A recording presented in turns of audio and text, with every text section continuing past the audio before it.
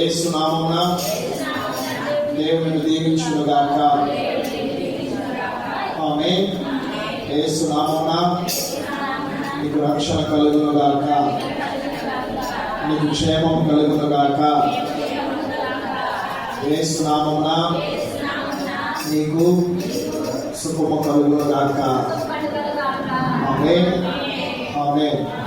మంచిది. ఇప్పుడు దాని పరిశుద్ధాత్మ దేవుడు మనకు ఏర్పరిచిన అంశము ఇంటి స్థితి గలవారు ధన్యులు. ఈరోజు మన అంశం ఏంటండి?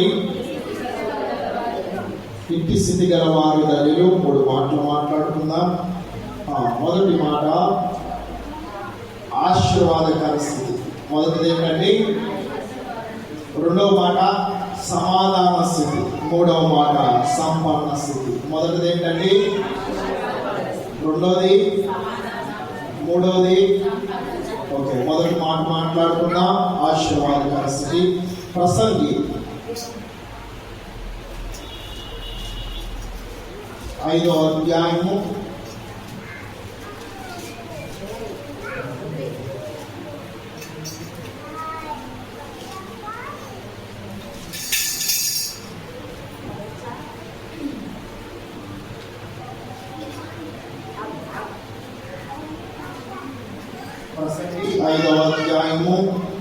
18వ వచనం 19వ వచనం.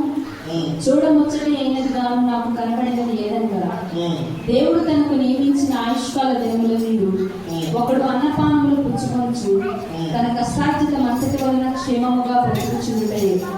ఇదే వానికి భాగ్యము. మరియు దేవుడు ఒకరికి ధనధాన్య సమృద్ధి ఇచ్చి దాని యందు తన భాగము అనుభవించుటకును అన్నపానములు పుచ్చుకొనుటకును తన కష్టార్జితమందు సంతోషించుటకును వీలు కలుగజేసిన యెడల అతనికి ఆస్తికి దేవుని ఆశీర్వాదం వలన కలిగినదనుకోనవలెను. మరలా చదువుతాం ఒకసారి, అందరం చదువుదామా? 18వ వచనం. మరియు కోరదగినది కాదు. చదవండి. ఏం కనబడుతుంది మనకి? ఏమండి, చూడాలి. కోరదగినది గాను చూడముచ్చటగా అయిన గాను ఏం కనిపిస్తుంది? మనుషునికి ఏం కనిపిస్తుంది? చూడముచ్చటంగా ఏం కనిపిస్తుంది? ఇక్కడ ప్రసంగికర్త ఏమని చెప్పారంటే, ప్రసంగి ఈ యొక్క గ్రంథం రాసింది ఎవరంటే సొలొమోన్. రాజైన సొలొమోన్. సొలొమోన్ తండ్రి గారి పేరేంటండి? దావీదు. ఆశీర్వాదకరమైన స్థితిలో నుంచి వచ్చిన వ్యక్తి. అర్థమవుతండి? దావీదు ఏ స్థితి నుంచి వచ్చిన వ్యక్తి అండి? ఆశీర్వాదకరమైన స్థితిలో నుంచి వచ్చి ఉన్నాడు. తన కుమారుడు కూడా ఆశీర్వాదకరంగా ఉంటాడా? ప్రస్తుతంలో ఉంటాడా? ఆశీర్వాదకరమైన స్థితిలో ఉండి ఈ ప్రసంగ గ్రంథము ఇప్పుడు చదువుకున్న మన 5వ అధ్యాయము 18-19 వచనములో ఈ విధంగా ప్రసంగికారకుడు అనగా సొలొమోను భక్తుడు ఈ విధంగా నీతో నాతో మాట్లాడుతున్నాడు. ఏమని మాట్లాడుతున్నాడంటే, మనుషుడు సమస్తమును సంపాదించిన తర్వాత ఆస్తి, అంతస్తు, భార్య, బిడ్డలు మొత్తం అన్ని ఉన్నా కూడా చివరి స్థితిలో తను తెలుసుకున్నది ఏంటో తెలుసా? అంతా వ్యర్థమే. అసలు మెయిన్ మ్యాటర్ ఏంటంటే సుఖము కావాలి. మనుషుడు జీవిస్తున్నాడంటే మనుషుడికి ఏం కావాలండి? సుఖము కావాలి. అందుకే ఒక పాట ఉంది, సుఖము సౌఖ్యము కోర నీవు సువార్త సేవను చేసినావు నిన్ను నమ్మిన యేసయ్యకు. ఈ పాటలో మీరు చూసినట్లయితే నా ప్రియ సహోదరి సోదరుడా, మనుషులు జీవితం ఎలా ఉంటుందంటే సుఖం కావాలి. మనుషుల జీవితంలో సుఖము లేని జీవితం మనం అనుభవిస్తున్నాం. Every human being are occurring by the prosecutions, అనగా సమస్యలను బట్టి నీ స్థితిగతుల్ని మార్చివేస్తాయి. ఉదాహరణ మీరు చూసినట్లయితే అప్పులు చూచిన, వేదన చూచిన, అసమాధానం చూచిన, రక్షణ లేకపోవటం చూచిన, ఏదైనా కానీ వీటిని ఏమనంటే ప్రాసిక్యూషన్స్ అంటారు, అనగా సమస్యలు. ఆ సమస్యను మనుషులు ఏం చేస్తారని సుఖము లేకుండా చేస్తుంది, నెమ్మది లేకుండా చేస్తుంది, సమాధానం లేకుండా చేస్తుంది, ప్రేమ లేకుండా చేస్తుంది. నువ్వు ఎంత సంపాదించినా కానీ వ్యర్థమే. అందుకే సొలొమోను భక్తులు ఈ విధంగా చెప్తున్నాడు, సుఖము లేకపోతే వ్యర్థం. సుఖము ఎక్కడ దొరుకుతుందో తెలుసా? నిన్ను తయారు చేసిన దేవుని యొక్క దొరుకుతుంది. సుఖము ఎక్కడ దొరుకుతుందో తెలుసా? మనుషుల ఆలోచన అంటే మనుషుల దగ్గర మాత్రమే దొరుకుతుంది అనుకుంటారు. కానీ నేను చెప్పేది ఆ సుఖము కాదండి. లోక సంబంధమైన సుఖము వ్యర్థమండి. ఈ లోక అంధకారంలో మనుషుడు నింపబడి ఉన్నాడు, చీకటిలో అంధకారంలో నింపబడి ఉన్నాడు. మనుషుడు ఎటు చూస్తున్నాడంటే మనుషుల వైపు మాత్రమే, ఈ లోకపు వైపు మాత్రమే చూస్తున్నాడు. ఇక్కడ నీ దేవుడైన యెహోవా మాట్లాడుతున్న మాట ఏంటంటే, మనుషుడు కావలసిన మెయిన్ రీజన్ ఏంటంటే సుఖం. సుఖం లేకుండా మనుషులు ఎలా అయిపోతున్నారు? శిథిలావస్థలు అయిపోతున్నాయి. జీవితం తారుమారైపోతుంది జీవితంలో. దేవుడు ఒక మనుషులు సృజించాడు. ఎందుకు సృజించాడు తెలుసా? ఆయన మహిమపరుచుడు, ఘనపరుచుడు. నీ దేవుడు నిన్ను సృజించి నిన్ను సుఖముగా ఉంచుడు, ఆవేదనతో, నిందలతో, అవమానాలతో, అసూయలతో ఉన్నప్పుడు కాదండి. కానీ దేవుడు ప్రణాళిక నీ పట్ల నా పట్ల కలిగి ఉన్నది ఏంటో తెలుసా? సుఖముగా మనం జీవించాలి. సుఖముగా మనం ఎలా జీవించాలంటే అపోస్తులైన పౌలు గారు కూడా చెప్తున్నారు. అపోస్తులైన పౌలు గారు కూడా చెప్తున్నారు ఏమని చూడంటే, సుఖము లేని జీవితము వ్యర్థమే. కాబట్టి ఒకసారి మనం చూద్దాం. 18వ వచనం మరలా చూద్దాం ఒకసారి. చూడముచ్చట ఏనిదిగాను నాకు కనబడినది ఏదనగా, దేవుడు తనకు అదేంటో తెలుసా? కనబడుతుంది ఏంటో తెలుసా? దేవుని దృష్టిలో ప్రతి ఒక్క మనుషుడు అనగా స్త్రీ పురుషుడు ఆస్వాదించబడాలన్నదే ఆయన కోరిక. ఆస్వాదించబడిన స్థితిలో నీవు ఉండాలనేది దేవుని ప్రణాళిక. నా ప్రణాళిక ఒకటే, సంఘంలో ఉన్న ఒక విశ్వాసం కోరుచున్నది ఏంటంటే మీరు ఆశీర్వదకరంగా ఉండురు గాక. ఆమేన్. కాబట్టి నీ ప్రభువు నిన్ను సృజించిన దేవుడు కూడా ఆలోచిస్తున్న ఒకటే, ప్రతి ఒక్క స్త్రీ పురుషుడు ఆయన ప్రణాళికలో చేయబడిన వారు ఎలా ఉండాలండి? ఆస్వాదించబడిన స్థితిలో ఉండాలని ఆయన ప్రణాళిక. చదవండి. దేవుడు తనకు నియమించిన ఆయుష్కాల దినములన్నీ ఒకడు అన్నపానములు పుచ్చుకొనుచు. అన్నపానములు అంటే ఏంటండి? చెప్పాలి. భోజనము తినుచు త్రాగుచు, దీన్ని అన్నపానములు అంటారు. నెక్స్ట్, తన కష్టార్జితమంతటి వలన క్షేమముగా బ్రతుకుచుండుటై. మనుషుడు కష్టపడిన తర్వాత ఏమొస్తుంది? ఎలా అనగా నీ ధనము వస్తుంది. నీ ధనం వచ్చిన తర్వాత కూడా మనకి సుఖం ఉంటుందా? చెప్పాలి. సంతోషం ఉంటుందా? ఓకే, ఎంతసేపు ఉంటుంది? ఒక 5 నిమిషాలు ఉంటుంది. ఆ డబ్బులు ఉన్నారు, డబ్బులు వెళ్ళిపోయిన తర్వాత మళ్ళా సంతోషం ఉంటుందా? ఉండదు. కానీ దేవుని వాక్యం సెలవిస్తుంది, ప్రతి ఒక్క మనుషుడు సుఖముగా ఉండాలంటే ఏం కావాలో తెలుసా? ఏం కావాలో తెలుసా? రక్షణ కావాలి. మీ పక్కన రుజువులు చెప్పాలి, రక్షణ కావాలి. ఆశీర్వదకరమైన స్థితిలో ఏ స్త్రీ అయినా ఏ పురుషుడైనా ఉండాలంటే మొదటగా కావాల్సింది రక్షణ స్థితి.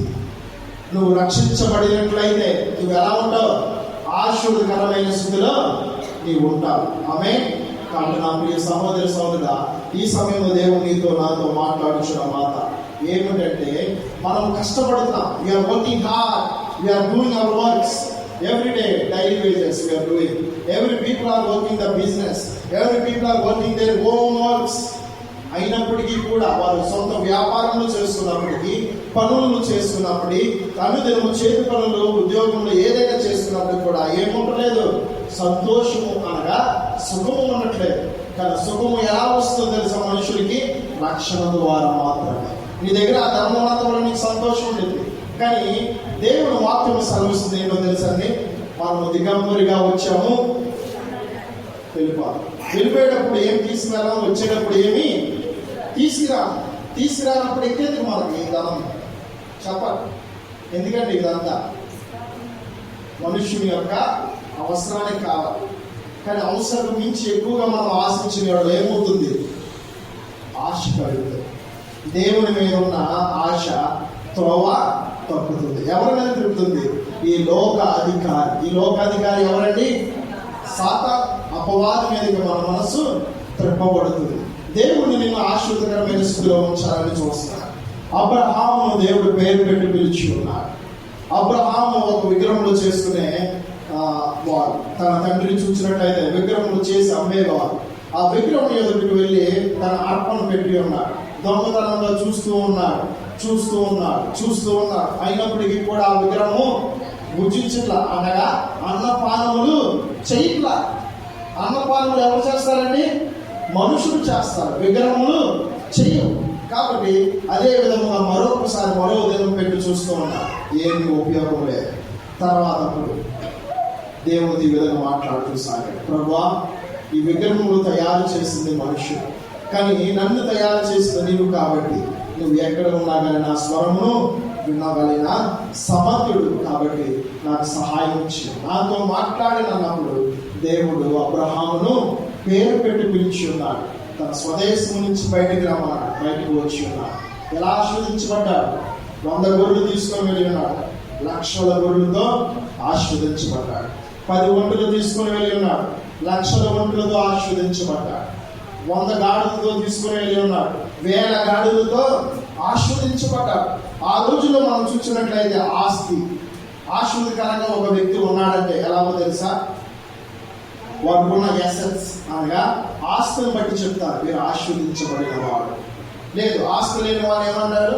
వీడు దరిద్రుడు, అనగా వీడు లేనివాడు, వీడు పేదవాడు అని ఇలా క్యాలిక్యులేట్ చేస్తారు. కాబట్టి నా ప్రియ సహోదరి సోదరుడా, అబ్రహాము పిలిచిన దేవుడు నిన్ను నన్ను పిలుస్తున్నాడు. అబ్రహామును పేరు పెట్టి పిలిచిన దేవుడు నిన్ను నన్ను పేరు పెట్టి పిలుస్తున్నాడు. ఒకటే, అబ్రహాము వారసులుగా మనం ఉన్నాం, అబ్రహాము కుమార్తెలుగా మనం ఉన్నాం. ఆస్వాదించబడిన స్థితిలో మన తండ్రి ఉన్నాడు. ఆయన పేరేంటండి? చెప్పాలి. ఆస్వాదించబడిన తండ్రి ఎవరు? Abraham was a blessed father. Sarah was a blessed mother for every human beings. అనగా విశ్వసించిన వారికి ప్రతి ఒక్కరికి అబ్రహాము తండ్రిగా ఉన్నాడు, సారా తల్లిగా ఉంది. కాబట్టి మనం చూసినట్లయితే మన తండ్రి ఆశీర్వదించబడిన వాడు కాబట్టి మన జీవితంలో ఏమొస్తుంది? ఆశీర్వాదం వస్తుంది. కాబట్టి మనం ఏంటంటే మన నోరు మనకు శత్రుత్వం అవుతుంది, అనగా మన నోరు మనకి ఏం చేస్తుంది? కీడును తెస్తుంది. శాపపు మాటలు, దీవెనకరమైన మాటలు పలకకుండా ఉండటం వల్ల మన స్థితి ఇది జారిపోతుంది. ఆశీర్వదించబడిన స్థితి వెంటనే డౌన్ అయిపోతుంది. Our levels has been coming down because our mouth only. మన నాలుగును బట్టి మన ఆత్మీయమైన స్థితి కిందకి దిగజారిపోతుంది. అబ్రహామును దేవుడు పిలిచి ఉన్నాడు, అబ్రహాము దేవుడితో మాట్లాడి ఉన్నాడు. దేవుడు ఆశీర్వదించాడు, క్రమముగా ఆశీర్వదించాడు, క్రమముగా విస్తరింపచేశాడు, క్రమముగా విశేషమైన కృపతో నింపాడు, క్రమముగా రక్షణ ఇచ్చాడు, క్రమముగా తన అడుగు పెట్టిన ప్రతి స్థలమందు దీవెనకరంగా మార్చాడు. కాబట్టి నా దేవుడు ఈ సమయంలో నీతో నాతో మాట్లాడుచున్న మాట, నువ్వు ఆశీర్వదకరమైన స్థితిలో ఉండాలంటే నీకు మొదటగా కావాల్సింది రక్షణ, అనగా నువ్వు రక్షించబడాలి. నువ్వు రక్షించబడితే నువ్వు ఆశీర్వదకరంగా మార్చబడతావు. అబ్రహాము రక్షించబడ్డాడు కాబట్టి తను ఆశీర్వదించబడ్డాడు, తన కింద ఉన్న వారు కూడా దీవించబడ్డారు. కాబట్టి ఈ మధ్యాహ్న సమయం దేవుడు నీతో నాతో మాట్లాడుచున్న మాట, మనం ఆశీర్వదకరంగా మార్చు దేవుని యొక్క రక్తములో మనము పాల్పొంపులు పొందుచున్నాము. కాబట్టి శాపపు కరముగా అన్యాయకరముగా ఉండటం ఆయనకి ఇష్టం లేదు. మనం ఎలా ఉండాలి? ఆశీర్వదకరంగా ఉండాలి. ఆశీర్వదకరంగా ఉన్నవారు ఎలా ఉంటారు? సుఖముగా ఉంటారు. అందుకే సొలొమోను గారు చెప్తున్నారు, అంతా వ్యర్థమే. మనుషుడు కావాల్సిన మెయిన్ ఏంటంటే సంతోషం, అనగా సుఖము కావాలి. తను కష్టపడిన ఆ వెల తన ఎందుకు వచ్చిన తర్వాత కూడా కొంతమందికి సుఖము ఉండట్లా. ఇన్ని లక్షల శాలరీ మీకు సంపాదించినా కానీ ఈ ఆత్మీయమైన జీవితంలో, శరీర సంబంధమైన జీవితంలో, భార్య భర్తల జీవితంలో సుఖము ఉండట్లా. నీకు ఎన్ని కోట్లు ఆస్తున్నా, లక్షల కోట్లు ఆస్తున్నా, వేల కొద్దిగా ఆస్తున్నా కావచ్చు, 100ల కొద్ది ఆస్తున్నా కావచ్చు, ఏముంటుందని ఇక్కడ పేదవారికి, మధ్యతరగతి వారికి, ధనవంతులకి ఏముండట్లేదు? సంతోషం ఉన్నట్లా, అనగా సుఖము ఉండట్లేదండి.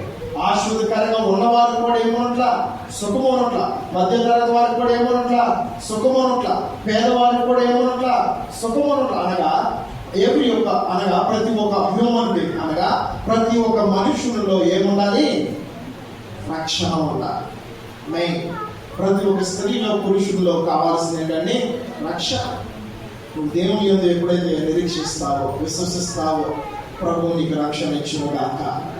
ఆయన యందు విశ్వసించిన వారిని ఆయన సిగ్గుపరచడు, రక్షణ ఇస్తాడు, స్థిరపరుస్తాడు, బలపరుస్తాడు, దృఢపరుస్తాడు, నేను ఆశీర్వదకరంగా మారుస్తాడు. ఆమె చదువుతాం సార్ 19వ ఇప్పుడు మీరు చూడండి, ఒక వ్యక్తి ధనం అభివృద్ధిగా ఉన్నట్లయితే మనం చూసినట్లయితే ప్రతి ఒక్కరిని మనం చూస్తాం. మనం చూసుకోగానే ఇతరులు మనం ఏం చూస్తాం, అవునా కాదండి? ఎదుటి వారు ఆశీర్వదించబడ్డారని మనం చూస్తాం, కానీ మన కుటుంబంలో ఉన్నవారు, మనము, నీ బిడ్డలు, నీవు ఆశీర్వదించబడ్డావా అని మనం చూసుకుంటామా? ఎప్పుడు చూస్తాం?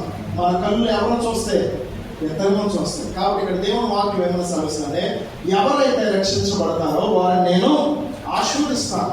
ఆశీర్వదించినప్పుడు నేను ఎలా ఉంచుతానంటే, ఇది ధనమునిస్తాను, క్షేమమునిస్తాను, సుఖమునిస్తాను, ఆరోగ్యమునిస్తాను, సమస్తమునిస్తాను. ఇవన్నీ ఎవరి వల్ల కలిగినవని మీరు అనుకోవాలి? దేవుని వలన కలిగినవని మనం అనుకోవాలి. మనుషుల వల్ల కలిగిన దాన్ని ఎప్పుడైతే అనుకుంటావో నువ్వు దిగజారిపోతావు. మనుషుల వల్ల ఇది నాకు కలిగింది, ఒక సహోదరుడు నాకు సహాయం చేశాడు, ఒక తల్లి నాకు సహాయం చేసింది, నేనున్న స్థితిని బట్టి ఆమె నాకు సహాయం చేసింది, ఆ బ్రదర్ నాకు సహాయం చేశాడు నువ్వు అనుకున్నప్పుడు ఏం జరుగుతుంది? నీ స్థితిని నీవు తక్కువ పరుచుకుంటావు. నిన్ను ఆశీర్వదించిన దేవుడు నువ్వు తక్కువగా మాట్లాడుతున్నావు. అర్థమవుతుందండి? కాబట్టి మనల్ని ఆశీర్వదించిన దేవుడు, కాబట్టి నీకు ఆ స్థితిని కలగచేసింది, నువ్వు ఆశీర్వదకరంగా నువ్వు కలగచేసింది ఎవరండి? నీ దేవుడైన యెహోవా. కాబట్టి నన్ను నా దేవుడు ఆశీర్వదించాడు. నేను ఉన్నతముగా ఉన్న 3 పూటలు నేను భోజనం చేస్తున్నానంటే, నేను బయటకు వెళ్ళి క్షేమంగా ఇంటికి వస్తున్నానంటే, ఇది నా దేవుడు నాకు ఇచ్చిన కృప మాత్రమే, ఇది నా దేవుడు నన్ను ఆశీర్వదించిన తీర్పు మాత్రమే అని మనము ప్రార్థించాలి. ఇటు కృపను దేవుడు మనకు ఇచ్చిన గాక. ఆమేన్. ప్రసంగి 2వ అధ్యాయము 24వ వచనం చదువుతాం. అన్నపానములు పుచ్చుకుంటుందంటే తన కష్టార్జితం చేత సుఖపడ్డ కంటేను నరునికి మేలుకరమైనది ఏదీ లేదు. ఇది దేవుని వలన కలుగునని నేను తెలుసుకున్నాను. ఎవరు తెలుసుకున్నాడు? సొలొమోను ఏమో తెలుసుకున్నాడు. చదవండి, మరొక ఒకసారి చదవండి. అన్నపానములు పుచ్చుకొనుట కంటేను, అనగా ఆహారం తిరుడు కంటేను, తన కష్టార్జితం చేత సుఖపడ్డ కంటేను, తన కష్టము వలన వచ్చిన ధనము వలన కంటేను నరునికి మేలుకరమైనది ఏదీ లేదు. అనగా మనుషునికి మేలైనది ఏది లేదు. ఎవరు చెప్తున్నారు? ఇది దేవుని వలన. సొలొమోను భక్తుడు చెప్తున్నాడు. అంతా వ్యర్థమని తెలుసుకున్న తర్వాత రాసిన గ్రంథమే ప్రసంగి. అర్థమవుతా? ప్రసంగి ఏమంటే ఎక్లాస్టిక్స్ అంటారు ఇంగ్లీష్లో. ఓకే, ఈ ప్రసంగి రాసినప్పుడు తన స్థితి ఎలా ఉందంటే ఆశీర్వదకరంగానే ఉన్నాడు, కానీ అంతా వ్యర్థం. ఈ స్థితిని కలగజేసిన దేవుడే అని చివరికి తెలుసుకున్నాడు. మొదట్లో కూడా తెలుసుకున్నాడు, కానీ మధ్యలో ఏమైంది? త్రోవ తగ్గిపోయాడు. మనుషులు కావచ్చు, ఎవరైనా కావచ్చు, దేవుని మీద మనం మొదటగా ఆధారపడతాం, మెల్లమెల్లగా క్రమక్రమముగా మనము జారిపోతాం. అదే విధముగా జారిపోయిన సొలొమోను చెప్తున్నాడు ఏమనంటే, ఈ స్థితి కలగచేసింది దేవుడే అని మరలా తెలుసుకొని ప్రసంగి గ్రంథము రాసి ఉన్నాడు. కాబట్టి మనము మన స్థితిని తెలుసుకుందాము గాక. ఇది దేవుడు మనకు కలగచేసిన స్థితిని ఎల్లప్పుడూ మనం జ్ఞాపకం చేసుకుందాము గాక. ఆమేన్. 3వ అధ్యాయం చూద్దాం. 12-13 వచనం చదువుదాం త్వరగా. సుఖముగా వెళ్ళబుచ్చుట కంటేను శ్రేష్టమైనది ఏది నరులకు లేదని నేను తెలుసుకుంటున్నాను. మరియు ప్రతివాడు అన్నపానములు పుచ్చుకొనొచ్చు తన కష్టార్జితం వలన సుఖమనుభవించుట దేవుడిచ్చి బహుమానమే అని తెలుసుకుంటున్నాను. ఓకే, ఇంగ్లీష్ బైబిల్ విధంగా రాయబడింది, rejoice in God to do good as long they live in this year. మరలా చదువుతున్నాం వినండి. 12-13 వచనములో ఈ విధంగా ఇంగ్లీష్లో రాయబడి ఉంది. ప్రసంగి 3వ అధ్యాయం 12-13 వచనంలో సొలొమోన్ ఈస్ సేయింగ్, అనగా సొలొమోను భక్తుడు ఈ విధంగా చెప్తున్నాడు, rejoice in God to do good as long as they live in this year. అనగా దీని అర్థం ఏంటంటే, మీరు దేవుని యందు సంతోషించాలి, మీరు ఇతరులకి మంచి చేయాలి. మీరు ఎప్పుడైతే ఇతరులకు మంచి చేస్తారో మీ జీవితము ఎలా ఉంటుందంటే, ఇది దేవుని వల్ల కలిగినదని మీరు తెలుసుకుంటారు. ఈ యొక్క జీవితము దీన్ని కలగచేసిన వాణి యందు మనము సంతోషించాలి. ఈ యొక్క లోకంలో అనగా ఈ భూమి మీద ఏ విధంగా అయితే ఈ విధంగా ఏ స్త్రీ అయినా పురుషుడైన ఈ విధంగా చేస్తే ఆ వ్యక్తి ఎలా ఉంటాడండి? ఆశీర్వదకరంగా మార్చబడతాడు. ఆమేన్. ఓకే, 1 తిమోతి రాసిన పత్రిక 6వ అధ్యాయం 17వ వచనం. తిమోతి గారు ఏం చెప్తారో చూద్దాం. అపోస్తలుడైన పౌలు గారి శిష్యుడు. తిమోతి గారు ఏం చెప్తున్నారు మన మీద? మొదటి తిమోతి 6వ అధ్యాయము ఇహమందు ధనవంతులైన 6వ అధ్యాయము 17వ వచనం. ఇహమందు ధనవంతులైన వారు గర్విష్ఠులు కాక అస్థిరమైన ధనమునందు నమ్మిక ఉంచుట, సుఖముగా అనుభవించుటకు సమస్తమును మనకు ధారాళముగా దయచేసి దేవుని యందే నమ్మిక ఉంచుటని ఆజ్ఞాపించును. మీ పక్కన కూర్చున్నారు చెప్పండి. ధారాళముగా దయచేయువాని యందు నీవు నమ్మకము ఉంచాలి. ధారాళముగా దయచేయువాని యందు నీవు నమ్మకము ఉంచాలి. ఆమె కాబట్టి దేవుని వాక్యం ఈ విధంగా సాగిస్తుంది. సొలొమోను చెప్తున్నాడు, తిమోతి చెప్తున్నాడు, అబ్రహాం చెప్తున్నాడు. ఏమని చెప్తున్నాడు? నమ్మకం ఉంచాలి. నువ్వు ఆశీర్వదించబడాలంటే దేవునికి ఒక వాగ్దానం ఇస్తాడు. కళ ద్వారా కావచ్చు, దర్శనం ద్వారా కావచ్చు, ప్రవచనం ద్వారా కావచ్చు, వాక్యము ద్వారా కావచ్చు. కాబట్టి దేవుడు నీతో మాట్లాడినప్పుడు ఆ వాగ్దానం నువ్వు ఏ విధంగా పొందుకోవాలి? నమ్మకము ద్వారా. You have to put trust in front of your God, not human beings. You have to put trust in front of your holy God. అనగా నువ్వు ఆరాధించే పరిశుద్ధ దేవుని యందు మాత్రమే నువ్వు నమ్మకం ఉంచాలి. మనుషుల యందు మనం నమ్మకం ఉంచకూడదు. మనుషుల యందు నమ్మకం ఉంచితే ఎలా ఉంటాం? మనము అస్థిరులుగా ఉంటాం. అస్థిరులు అంటే స్థిరము లేని వాడు ఏమనుకుంటాడు తెలుసా? దేవుని యొద్ద నాకేమన్నా దొరుకుతుందా అని అనుకుంటాడు, కోరుకుంటాడు. ఇది యాకోబు రాసిన పత్రిక 1వ అధ్యాయంలో ఉంటుంది. కాబట్టి నా ప్రియ సహోదర సోదరుడా, ఏ వ్యక్తి అయినా ఆశీర్వదకరంగా మార్చబడాలంటే రక్షించబడాలి. ఆమేన్. రెండో మాట మాట్లాడుకుందాం, సంపన్న స్థితి. టైం లేదు కాబట్టి మూడవ మాట్లాడుతున్నా, సంపన్న స్థితి. ఫిలిప్పీయులు రాసిన పత్రిక 4వ అధ్యాయము మొదటి మాట ఏంటండి? ఆశీర్వాదకర స్థితి. మూడవది మనం మాట్లాడుతున్నాం, సంపన్న స్థితి. ఫిలిప్పీయులు రాసిన పత్రిక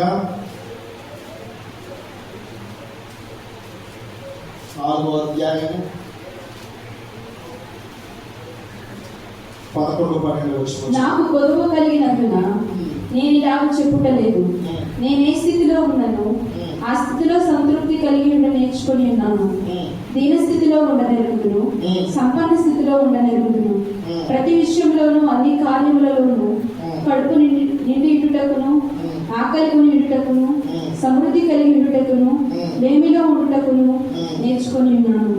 నన్ను బలపరచువాని యందు నేను సమస్తమును చేయగలను. 11వ వచనం నుంచి 13వ వచనం మనం చూసినట్లయితే పౌలు గారు సంపన్న స్థితిలో ఉన్నాడు, దేన స్థితిలో ఉన్నాడు. సంపన్న స్థితి అంటే ఏంటి? అన్నీ ఉండటం. దేన స్థితి అంటే ఏమీ లేకపోవటం. ఈ 11వ వచనం, 12వ వచనం, 13వ వచనంలో ఈ విధముగా కన్క్లూషన్ పౌలు గారు ఇచ్చున్నాడు. ఏమని ఇచ్చున్నాడు చూడండి ఒకసారి. 11వ వచనం, నన్ను బలపరచువాని యందే అనగా అపోస్తలుడైన పౌలు గారిలో ఉన్నది స్థితి దేన స్థితి. దేన స్థితిలో నుంచి సంపూర్ణ స్థితిలోకి రావడానికి ఎంత టైం పడుతుంది? కొంచెం టైం పడుతుంది. అనగా నెలలు కావచ్చు, సంవత్సరాలు కావచ్చు, ఇంకొన్ని సంవత్సరంలో అయినా పట్టవచ్చు. దేన స్థితిలో ఉన్నప్పుడు ఎవరి మీద ఆధారపడ్డాడండి? చెప్పాలి. సంపన్న స్థితిలోకి వచ్చినప్పుడు ఎవరి మీద ఆధారపడ్డాడు? ఓకే, ఈ సంపన్న స్థితిలో ఉన్నప్పుడు తనను ఏ విధంగా అయితే దీన స్థితి నుంచి సంపన్న స్థితిలోకి ఎలా వెళ్ళాడు తెలుసా? ప్రార్థన ద్వారా. మీ పక్కన కూర్చుందని చెప్పండి, ప్రార్థన ద్వారా. నీ జీవితము నా జీవితమైనా కావచ్చు, దీన స్థితిలో నుంచి సంపన్న స్థితిలో తీసుకెళ్ళేది ఏంటిదండి? ప్రార్థన. నీ స్థితిని నా స్థితిని మార్చేది ఏంటిది? ప్రార్థన. నీ ఆత్మీయమైన జీవితంలో మనుషులు నిన్ను కృషించడం అనగా నిన్ను క్రష్ చేస్తారు, మాటలతో నిన్ను క్రష్ చేస్తారు, మాటలతో బడ్జెట్ కోటుతో నిన్ను పొడుస్తారు, పొడిచే మాటలతో పొడుస్తారు. ఇవన్నీ నేను వచ్చినప్పుడు అప్పుడు అపోస్తలుడైన పౌలు కూడా ఎలా నుంచున్నాడో తెలుసా? దీన స్థితిలోనే ఉన్నాడు. మనుషులు తనను హింసించారు, దూషించారు, అవమానించారు. చూద్దాం ఒకసారి, మనం చూద్దాం. మొదటి తిమోతి రాసిన పత్రిక 6వ అధ్యాయం 6-7 వచనం.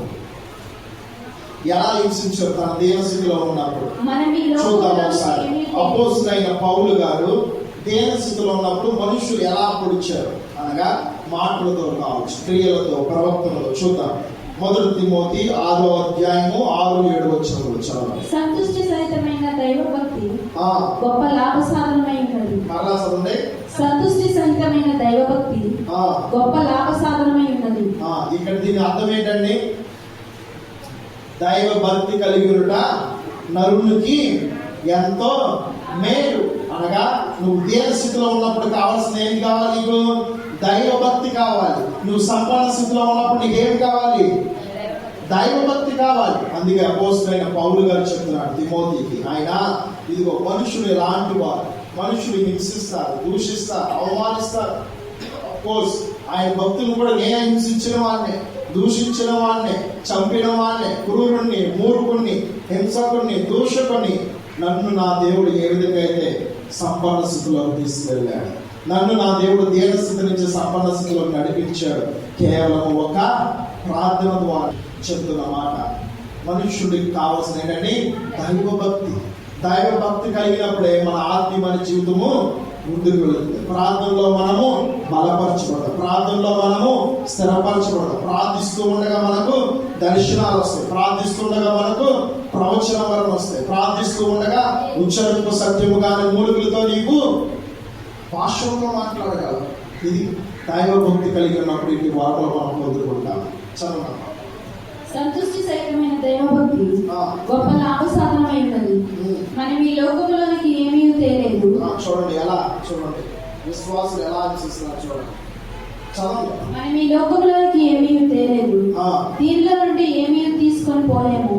కాగా అన్నవస్త్రములు గలవారమై ఉంది, వాటితో తృప్తి పొంది ఉండము. ధనవంతులకు అపేక్షించువారు శోధనలోను, ఉరిలోను, అవివేక యుక్తములను, హానికరములనైన అనేక దురాశలలోనూ పడుదురు. అటువి మనుషులను నష్టములోను, నాశనములోను ముంచివేయును. ఎందుకనగా ధనాపేక్ష సమస్తమైన కీడులకు మూలము. కొందరు దానిని ఆశించి విశ్వాసం నుండి తొలగిపోయి నానా బాధలతో తమను తామే పొడుచుకునేది. చాలా. 1 కొరింథీయులకు రాసిన పత్రిక 4వ అధ్యాయం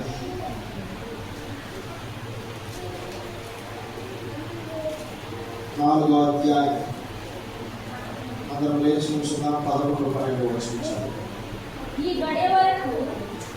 1 కొరింథీయులకు రాసిన పత్రిక 4వ అధ్యాయము 11-12 వచనాలు చదువుకుందాం.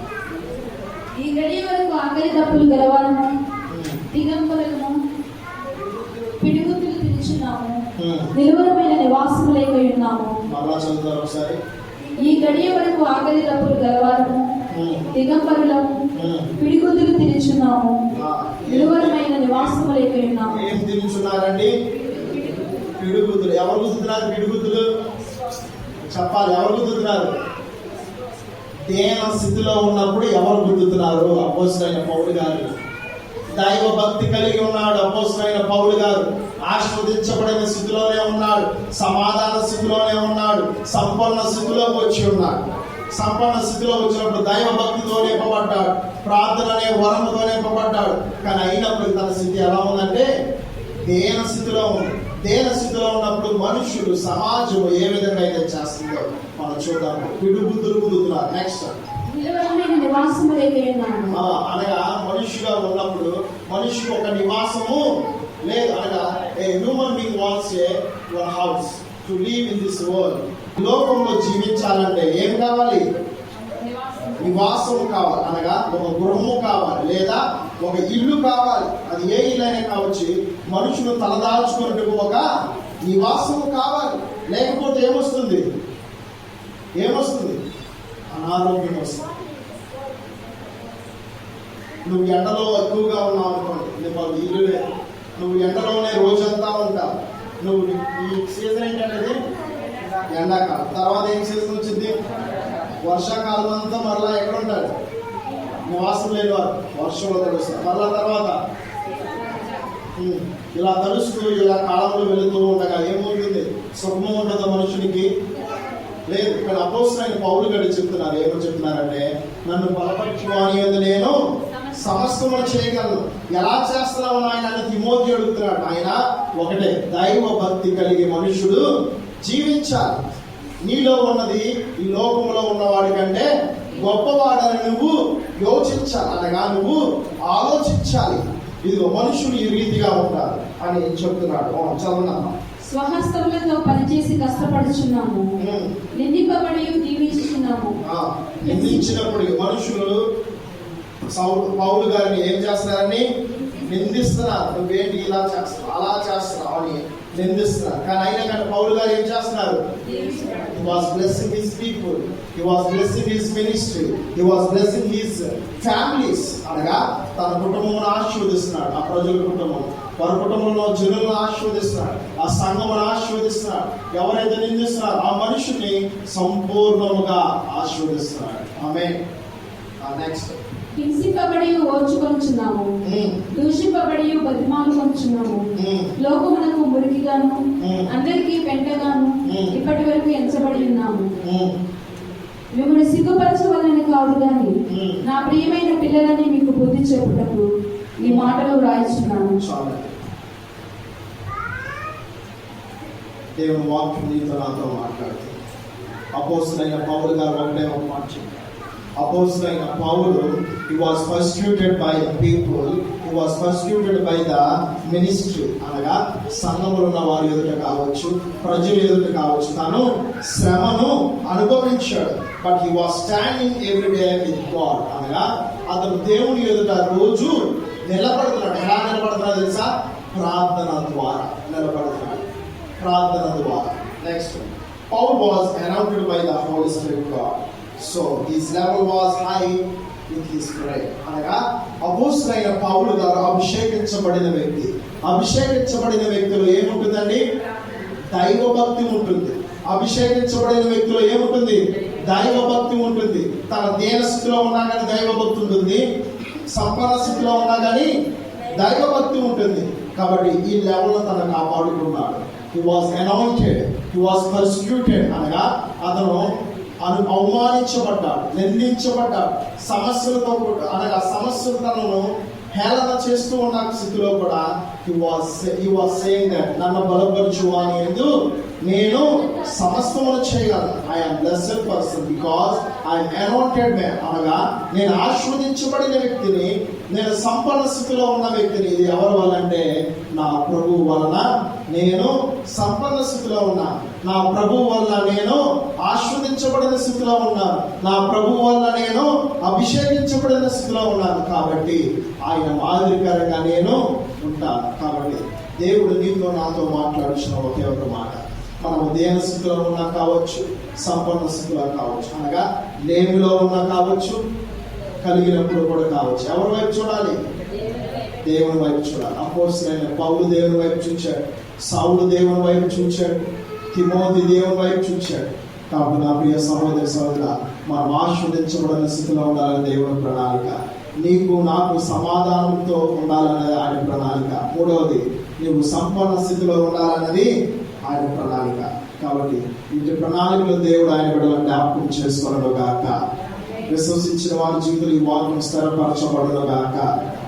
సంఘములకు ఆత్మ చెప్పుచున్న మాట చెవుగల వారు వినును గాక.